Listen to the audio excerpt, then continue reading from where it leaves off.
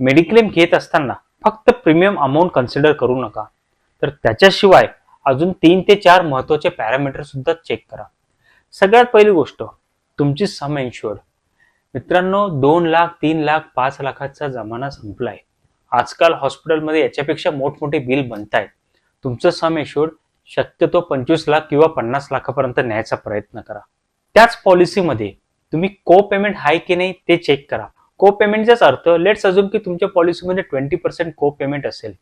याचाच अर्थ की जेवढंही बिल बनेल त्याच्यातले 20% कट होऊनच तुम्हाला रिमेनिंग 80% भेटणार आहे. पुढचा पॅरामीटर तो म्हणजे रूम रेंट लिमिट.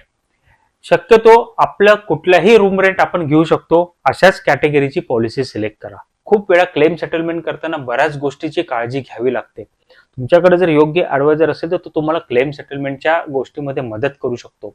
ह्या पॅरामीटर कन्सिडर करूनच मेडिक्लेम पॉलिसी घ्या आणि त्यासाठी तुम्हाला कुठलीही हेल्प पाहिजे असेल तर तुम्ही मला संपर्क करू शकता. थँक्यू.